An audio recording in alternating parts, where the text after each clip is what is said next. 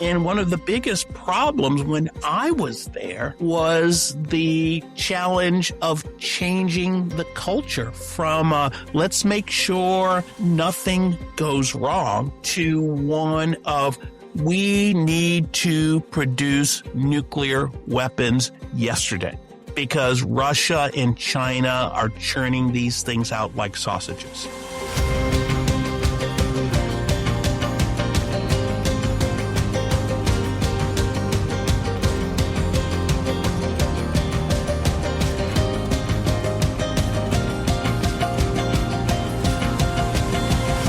Hi everyone, and welcome to the second episode of European Fault Lines. As you know, we're trying to illuminate the fault lines where security policy succeeds, but also where it can fail. However, fault lines can't be explained in isolation. They sit where pressure meets material that can no longer hold. For this reason, we need to start with the fundamentals, which is why we'll be taking a closer look at Europe in the age of strategic exposure. Our first guest to do so is Frank A. Rose. From 2021 to 24, he was Principal Deputy Administrator of the National Nuclear Security Administration. Before that, under President Obama, he was Assistant Secretary of State for Arms Control, Verification and Compliance. In between, he was a Senior Fellow at the Brookings Institution, where he co-directed the Center for Security, Strategy and Technology. And he writes widely on nuclear deterrence in missile defense. He has sat in the rooms where decisions are made on nuclear security, arms control and space, decisions that shape Europe's position as well. One more fault line, and this is rather one on our own, it is technical. You're hearing this introduction because we recorded it afterwards. We simply pressed the record button too late. We hope you enjoy the episode. I didn't think this was like background music to make people go to sleep. When you get into the details of defense procurement, people's eyes usually droop, but, right. They're critical. And if you can't get the procurement piece right, your ability to get the military capabilities to your troops in the field, it just won't happen. So that's a fundamental problem. And, to a certain extent, we kind of lost the plot here. I mean, I don't know how it is in Germany, but in the United States in the late 1960s and early 1970s, we had this view that the focus needs to be on accountability, oversight, and cost control. And as a result, we added all of these layers into our procurement process. So it's very difficult to get large numbers of weapons deployed quickly. For example, I remember about 4 or 5 years ago when I was at the Department of Energy, in the United States, it's the Department of Energy that actually develops and deploys U.S. nuclear weapons, not the Department of Defense. And I was with the secretary, and we were at Lawrence Livermore National Laboratory looking at the models of all the weapons that Livermore had helped develop. And we got to the Polaris system, which was deployed in the early 1960s. And I said to the secretary, Madam Secretary, we developed, designed, and deployed the Polaris system in 5 years. You show me one system, major weapon system, here today that we could do that with. And the answer is zero. And it's not because we don't have the technical capability to do it. It's because we have put all of these regulations and oversight into the process, which has made it very, very difficult to move fast. And but we're going to have to change. I mean, in the past, that was probably doable, but if you look at the speed of technology, that's not sustainable if we want to maintain our advantage over our potential adversaries. Would you just cut bureaucracy then? How do you do that? Yeah, it is a hard question to answer because there were reasons why you put these checks in place. What I would probably do is, 2 or 3 things. One, I would cut regulation. Okay. Um, Number 2, I would make it easier for um, startup companies to do business with the Department of Defense. Number 3, I would give people authority to make decisions, but I would also hold them responsible. So there are a number of things you can do. And, I have been critical of the Trump administration over the past several years for a number of actions that they have taken. But I think one area where they have done a good job is trying to make the defense procurement process work. I mean, they've been talking about, in the United States at least, defense procurement reform for 35 years. And they've never been able to get it done. Regardless of what you think about Donald Trump, one thing, in my view, is accurate. He knows how to break bureaucracy. I mean, he has cowed the bureaucracy in the United States. Now, the question is, if you're going to break the bureaucracy, are you going to use it for something good to achieve the ability to deploy weapons faster and at scale, or are you just going to do it to bash the bureaucracy? Yeah. The jury is out, but, I will have to be honest with you. What I have seen the Trump administration do so far with regards to defense reform at the Pentagon, it's pretty impressive. They've got a good set of sub-cabinet officials from Silicon Valley. They're engaging with industry. They are ensuring that having opportunities to bid for contracts. Is there more that they can be doing? Absolutely. But I think they are moving in the right direction, and I will give Trump credit where credit is due. Frank, something that comes to my mind, given the fact that the United States were engaged in a number of wars within the past 30 years, why, according to what you just said, did bureaucracy overhead still rise in the different administrations involved in procurement? Yeah, I mean, it's really hard to change culture. We have a saying in the business world in the United States, culture eats strategy for lunch every day.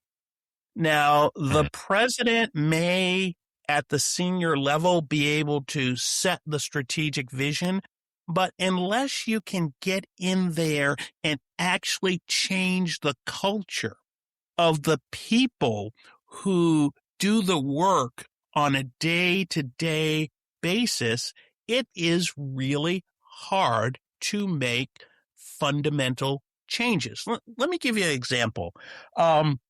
One of my jobs in government, I was the deputy administrator of the National Nuclear Security Administration.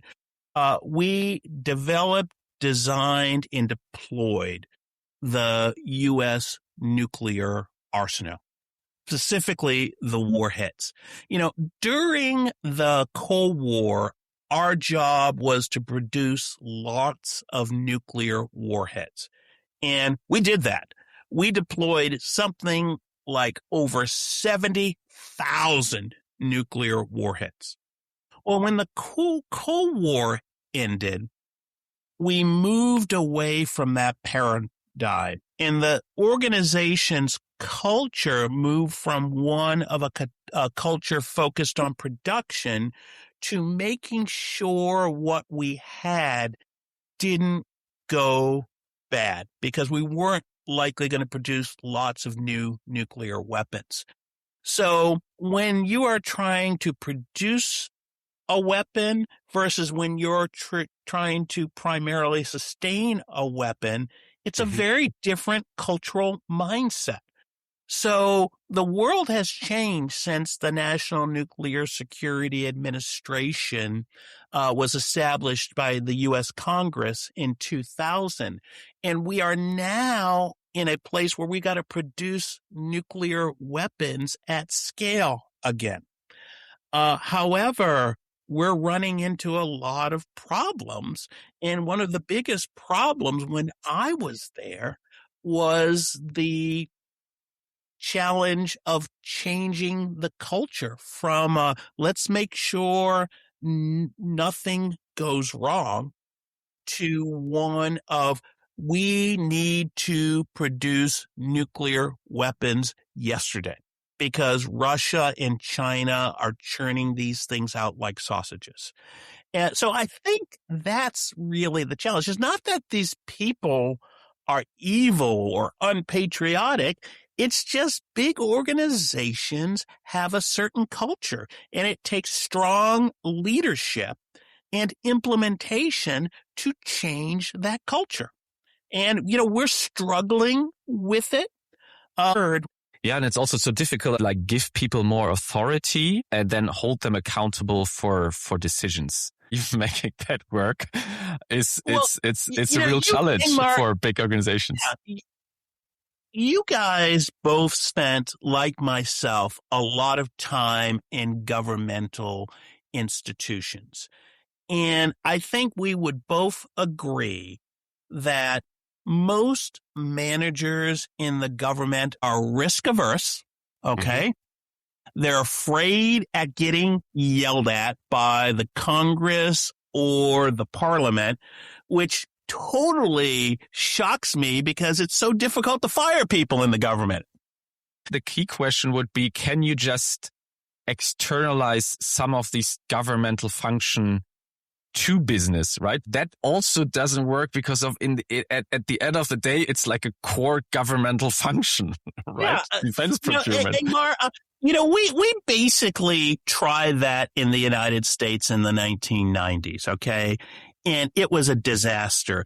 As you said, setting requirements, that's a core government function, okay?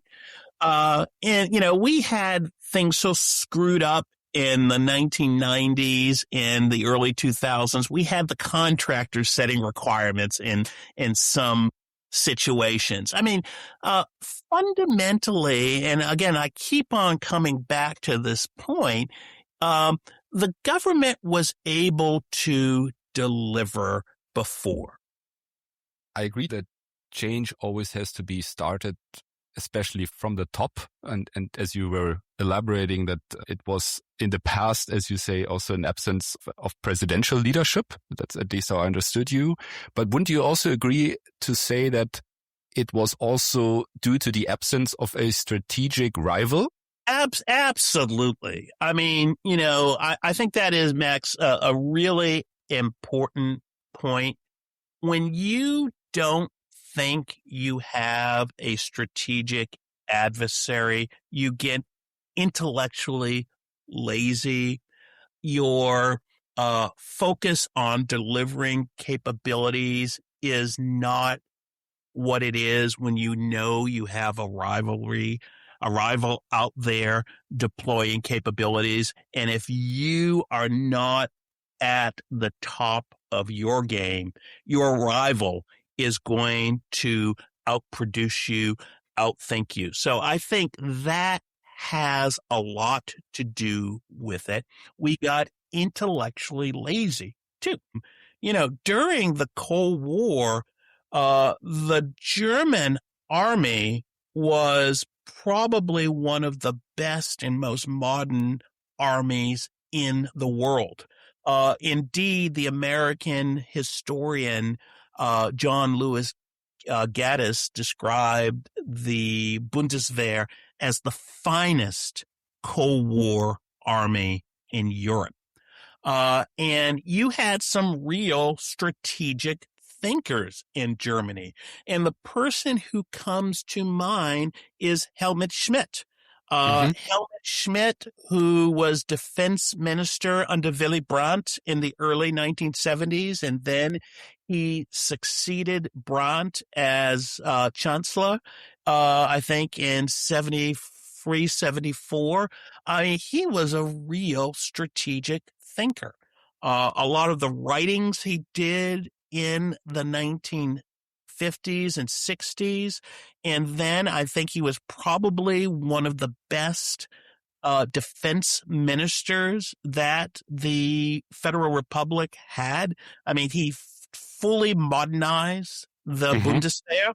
And then with regards to the Euro missile crisis in the 1970s and 1980s, people forget it was a speech that Helmut Schmidt gave at the International Institute for Strategic Studies in London, raising concerns about the strategic nuclear balance in Europe that ultimately led to the deployment of U.S. intermediate nuclear ballistic and cruise missiles in Germany, the U.K., and several other European states in the early 1980s. I think the fundamental problem is, after the Berlin Wall came down in 1989, people forgot that sense of strategic thinking. And much of the energy within Germany went into things like peacekeeping, development, disarmament, non-proliferation. So, and the same thing goes with the British. During the Cold War, many of your listeners will know that Britain maintained the British Army of the Rhine in Germany, or in the Federal Republic, 4 divisions and over 60,000 troops. Now, Britain would have a hard time maintaining a brigade of 3,000 troops in sustained combat operations. So again, the muscle memory is there. The capabilities were there. The problem was the political will. US used the unipolar moment, which order emerged in the early 1990s, and where are we now? Yeah, well, let me take those two questions in 2 parts. First, about democratic nations' ability to conduct sustained military operations. And, the bottom line is the First and the Second World War, along with the Cold War, shows that democratic nations have the political and the technical capability to effectively compete against authoritarian states. One of the examples I always refer to is the United States during the Second World War. I mean, when the Second World War opens on September 1st, 1939, the combined United States Army and Air Corps was about 200,000 men. Okay. Our army was the size of Bulgaria. All right. And on that exact day, the gentleman in the portrait behind me, George C. Marshall, was sworn in as Chief of Staff of the United States Army. When he steps down as Chief of Staff of the United States Army in 1945, the U.S. military is 8.2 million men. He will raise that army. He will train that army. He will equip that army. He will move it to just about every continent in the world, with the exception of Antarctica. And at the same time, the United States will supply a substantial portion of the military equipment. Soviet Union, the United Kingdom, Free France, and China. So anyone who says that democratic states don't have the capacity and the capability to compete militarily against the authoritarian states do not understand history. Fundamentally, the question as to whether democratic states will be able to do it comes down to political leadership.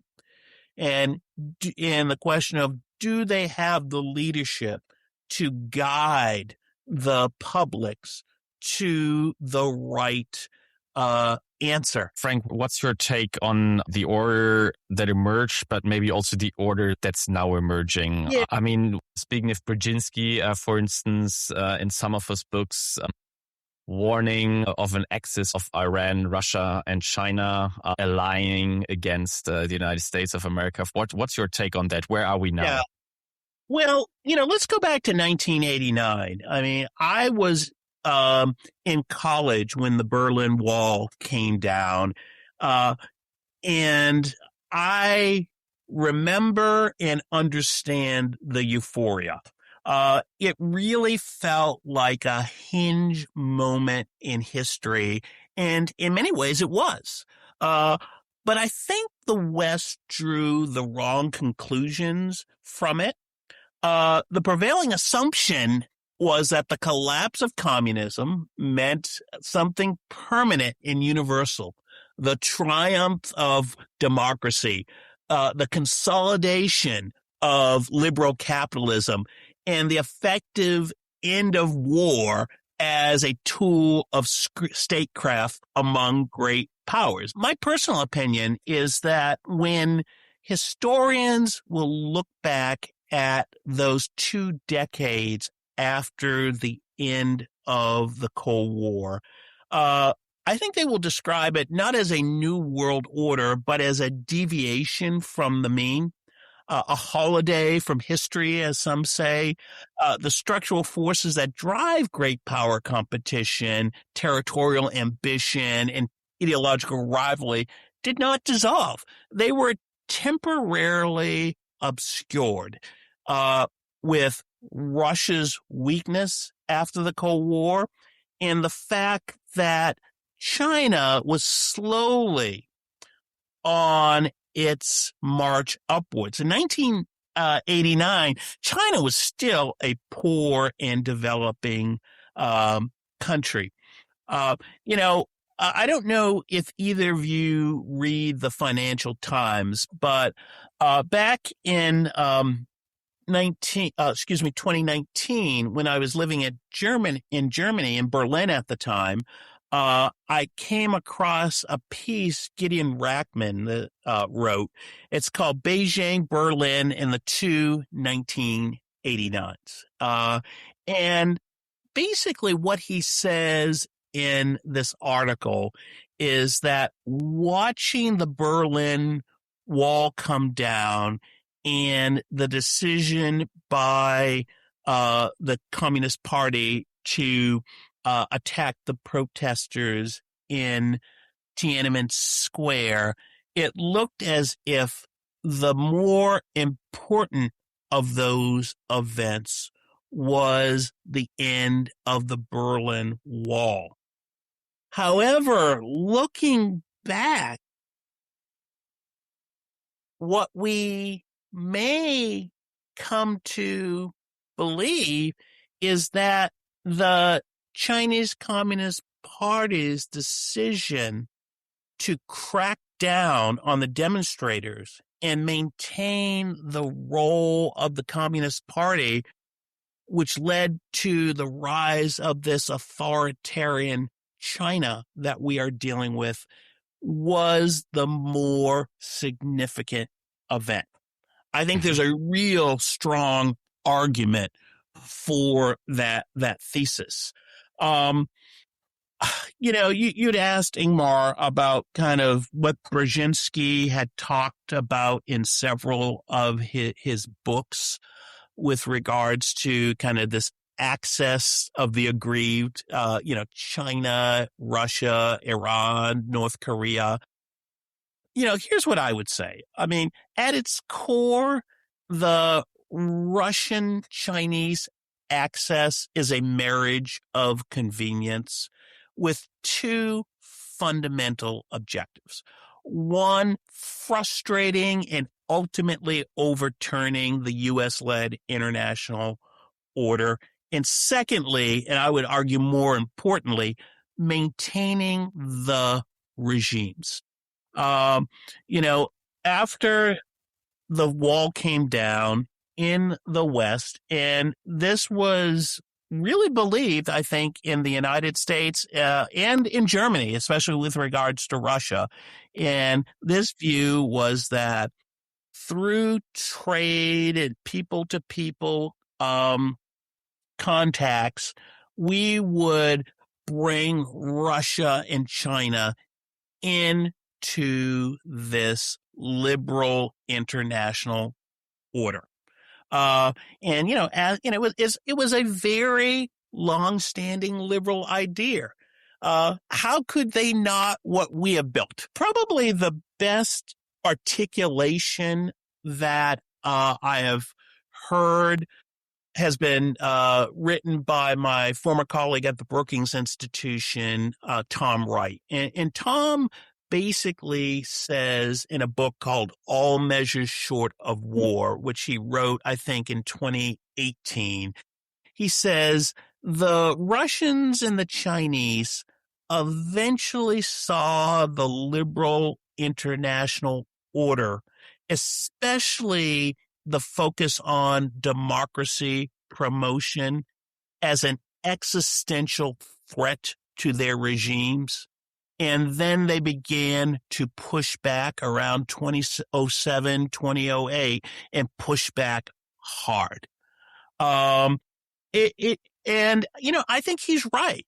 At the end of the day, they, whether you believe their assumption or not, they thought the ultimate U.S. objective was regime change in both Russia and China. And the view was we need to work together to balance American power and preserve our regimes. So that's kind of how I think we got to where we are today. Now, did we make the most of the moment we had? I think the answer is probably not. I think we made some serious mistakes. Probably one of the biggest strategic mistakes was the war in Iraq. I think it really expended a lot of American power and resources unnecessarily. While we were fighting in Iraq against insurgents, Russia and China were preparing for the next round of competition against the United States. We delayed a lot of our major military modernization programs, like our nuclear weapons modernization program. Why? Because all the resources were going into managing the situation in Iraq and then the larger global war on terror. I think also one of the mistakes we've made, especially in the two Trump administrations, is the management of our alliances. My personal opinion is, one, given our global responsibilities in the United States and the fact that China is a much more powerful competitor than the Soviet Union ever was. We don't have the power on our own, militarily, technologically, or economically, to deal with China and Russia on our own. We need to do it in close coordination with our allies. But my big concern is President Trump doesn't necessarily see it that way. I think he has done some good things. I mean, putting pressure on NATO allies to spend more on defense. But I think fundamentally, it's really about the fact, less about Trump, more about there's a real strategic threat. That's why the allies are playing. But Trump certainly helped. But I don't think he understands the fact, and I've said this on numerous occasions over the last decade or two, America's system of allies and partners at the global level is really our asymmetric advantage against the Russians and the Chinese. It's something they don't have. Frank, you were mentioning American mistakes, and you talked about Iraq, and you talked about mistakes of the early Trump administration, their first term. But I want to cut in between and ask you, what drove the Americans back in 2008 to promote the membership action plan for Ukraine? So what was the purpose behind it? And could the United States have foreseen what this maybe leads to? We're seeing now since 2022. And you mentioned that earlier, this alliance that we're witnessing right now between the Russians and the Chinese. Could that have been something that had been foreseen back then already? Yeah. You know, Max, I think that's a really good question. Let's take a step back a decade before that, though. Let's go to the mid 1990s. There certainly is an argument that one of the reasons why the United States and NATO are in such a difficult place with Russia is because of NATO expansion. Okay.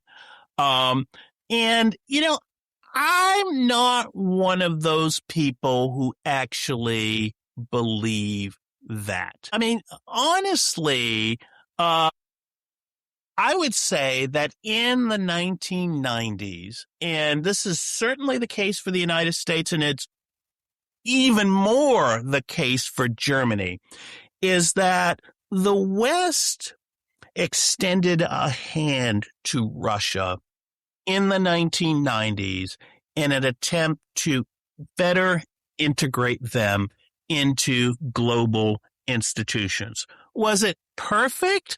Probably not, but those were very, very difficult times, and it's not like Russia ever had any long-standing institutions with democracy.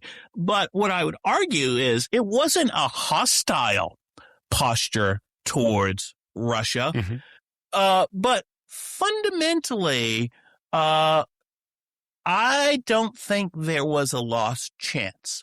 And here's why. And another colleague whose work I greatly admire, especially with regards to U.S.-Russia relations after the Cold War, is my former colleague from Brookings, Dr. Angela Stent. She wrote a wonderful book called The Limits of Partnership.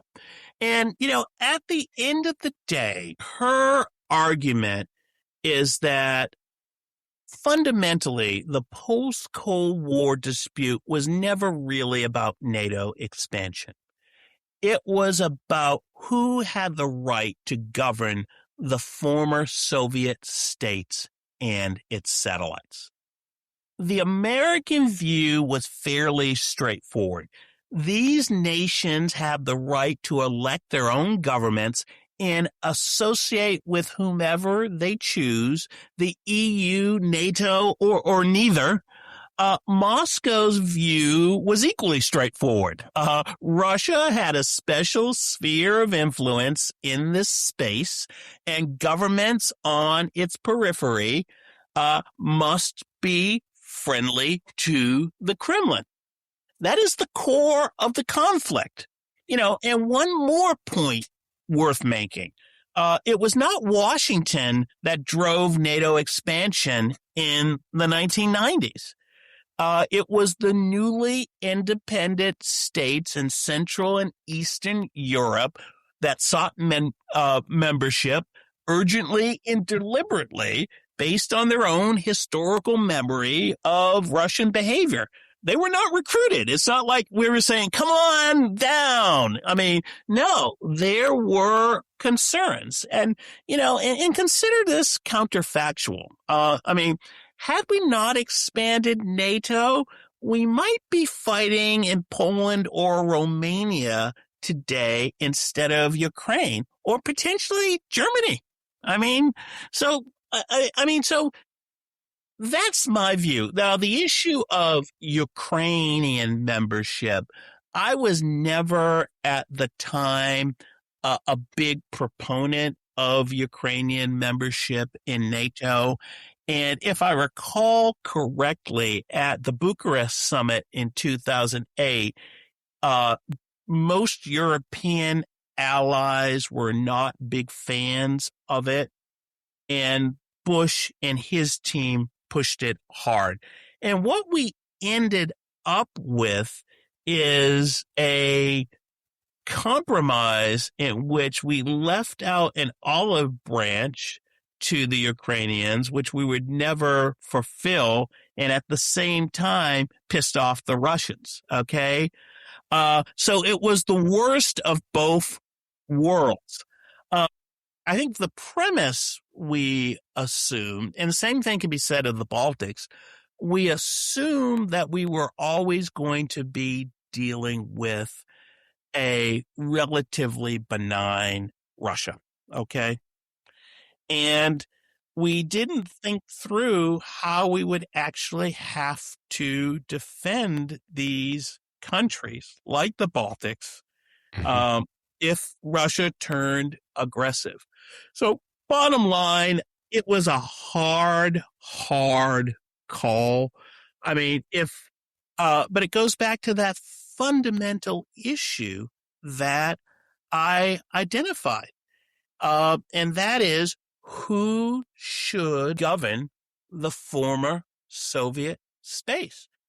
Do I blame the Ukrainians for wanting to be part of the West? Absolutely not. You look at the Russian model. What is attractive about the Russian model? Some countries are democracies, some are theocracies. Russia is a thugocracy. I do not see the Russian model as an attractive model for the future. So, yeah. It's a hard call. I probably would have started with European Union membership and then over time evolved to NATO. But even then, that's when the first crisis in Ukraine happens because there was that EU partnership and the Russians didn't like that. So at the end of the day, that is the fundamental clash. Who decides who will govern the former Soviet space? And they're just fundamentally different views.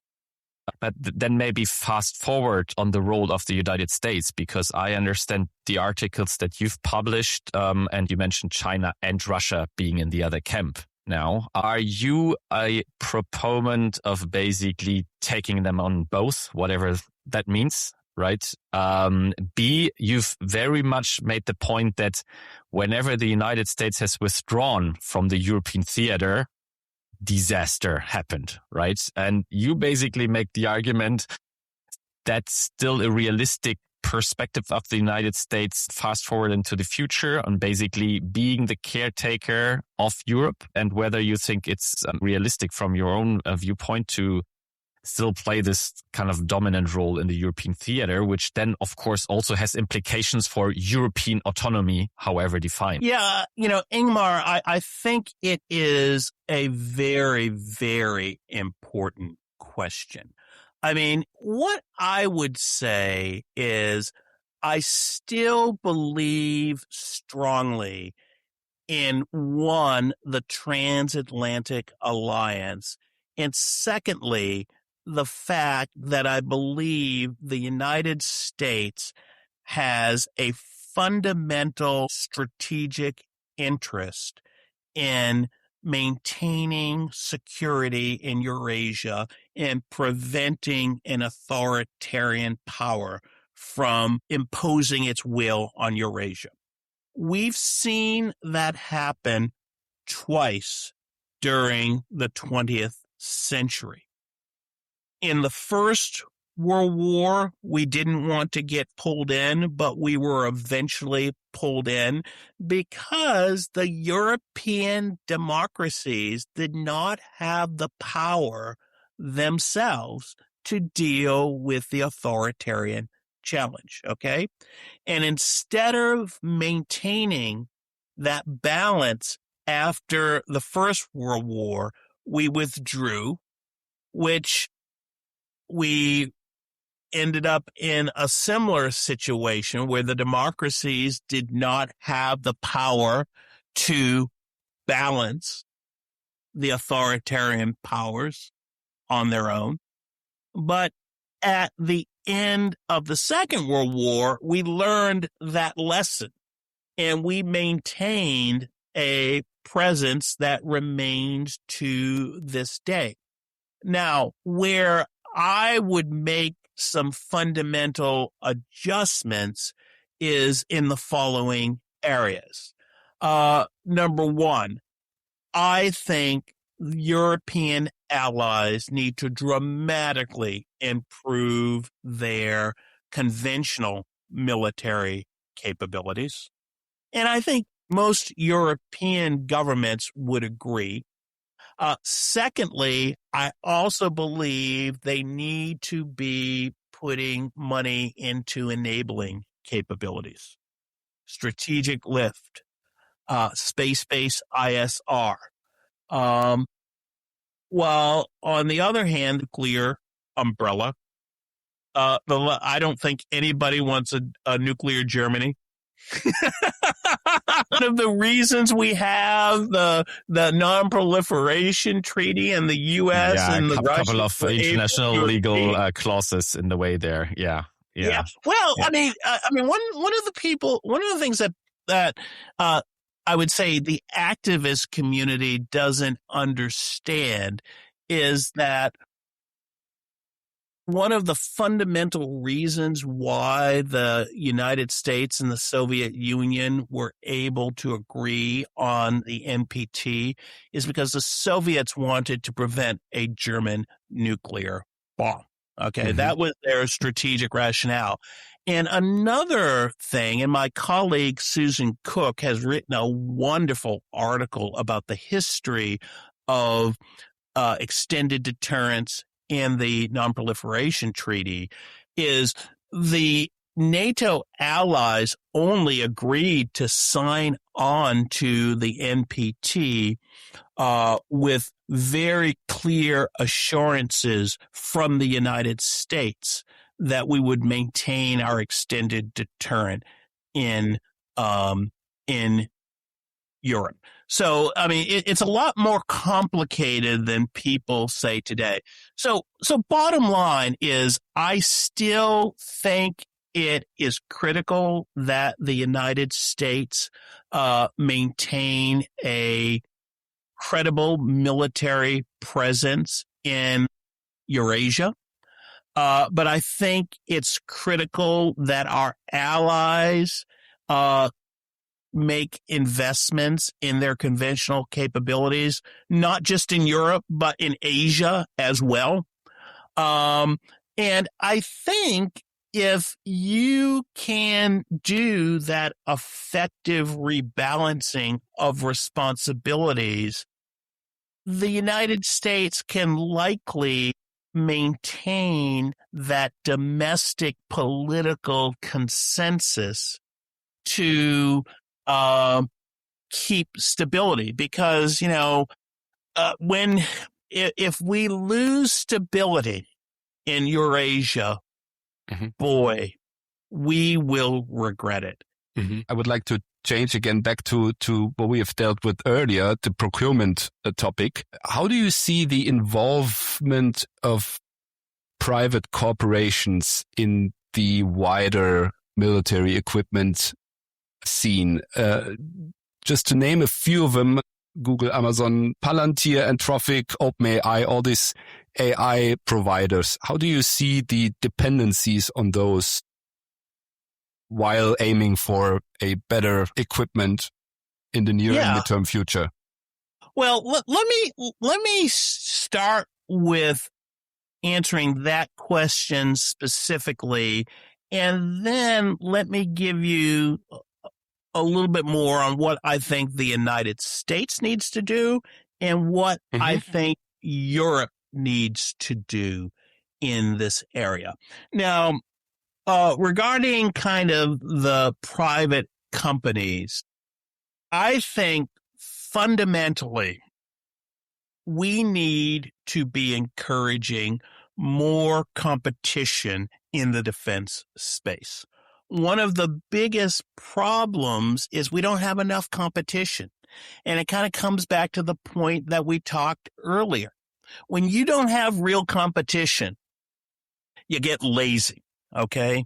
So we've got to find a way to encourage more startups, more companies who aren't primarily defense companies to operate in the defense ecosystem. So I think competition is good. And I think one of the reasons why we've gotten lazy is, and why our defense industrial base has atrophied, especially in the United States, is that we didn't encourage that competition. I mean, you've probably heard of the Last Supper, which was held in 1993 at the Pentagon, where then Secretary of Defense Les Aspin brought in like 30 chief executives of defense companies and said, in 10 years,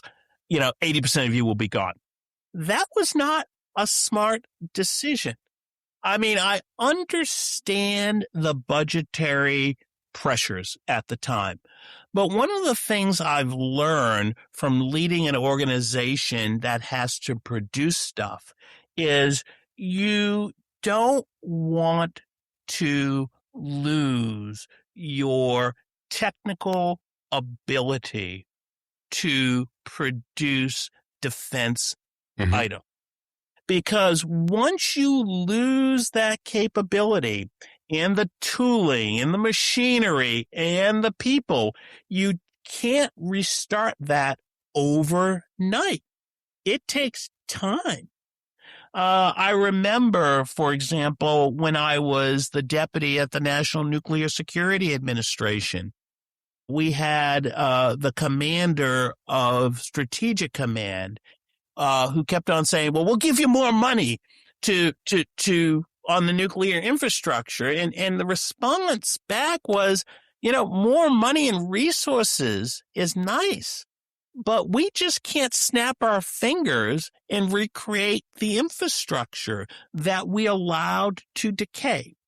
So that's the first part of the question. And now here's the broader points, which I think is what I think the U.S. and Europe need to do. First, I think the United States needs to fix the procurement system. I mean, the system that we currently have was designed in the late 1960s and early 1970s primarily for transparency and oversight, not for speed. The system was the right answer to a different problem set. It is the wrong answer for today. Secondly, we need to move away from small numbers of expensive, exquisite platforms towards large numbers of lower cost systems that we can produce at scale. The goal is not to replace all of the high-end systems. You will need some of them, but to find a way to complement the high-end systems with mass and affordability. And we're seeing that today in Ukraine. Third, and this kind of goes back to the first question, integrating startups and venture capital into the defense ecosystem. Not as a side channel, but as a core acquisition pathway. And to its credit, I think the Trump administration has made some real progress in this area. Now, I think Europe's challenge is different and in some ways harder. I mean, the talent is there. I mean, Ingmar, you work, your company, you work with a lot of talented engineers. The technology is there. What is missing is a market structure to deploy it. I mean, I think the European regulatory framework stifle the kind of rapid iteration in that defense innovation now requires. And on top of that, as Mario Draghi has noted, I mean, Europe has tremendous accumulated wealth, but it has failed to mobilize its capital markets in ways to fuel high risk, high reward technology investment and innovation. So the United States has Silicon Valley. Europe has regulation. So we regulate before there will be a second Silicon Valley. I mean, so closing that gap is as much a political challenge as a technological challenge. Again, I mean, when I think of it, I come back to kind of where we started, and that is across the West, the focus over the last 50 or so years has been on how do we constrain the state, okay? And I think both in the United States and in Europe, we have to, put the appropriate checks on governmental power, but we also need to allow the people who run the government the authority to get the job done. Because I assure you, if we don't, the Russians, the Chinese, and other authoritarian countries will. Yeah. I think maybe just one final word, because it's so closely related on your article on technology becoming more important than geopolitics and geostrategy. And you alluded to Harold Mackinder, and your point was that basically technology and the new technologies that we were talking about is sort of, in a certain way, replacing geostrategy and geopolitics. Was that your point there? No. I mean, what I say throughout that article is that I don't think technology will replace geography, okay? But I think one thing that is different is we are creating new domains, okay? So we are going to have to rethink our conception and our frameworks for geopolitics. And I would say, the difference between kind of me and my thinking and Mackinder's thinking is Mackinder understood the importance of technology. But for him, technology was a means to an end. Geography at the end of the day was his prize. Whereas I think geography still matters, and we are seeing that today in the Middle East. I don't know about your electric bill and gas bill, but mine has been through the roof over the past couple of weeks. So it still matters. But there are these new ecosystems out there. There's a cyber domain. There's a space domain. There are undersea cables. And it's really hard to think how you will maintain military and technological advantage if the U.S. and our partners cannot win and maintain our edge in those technological domains.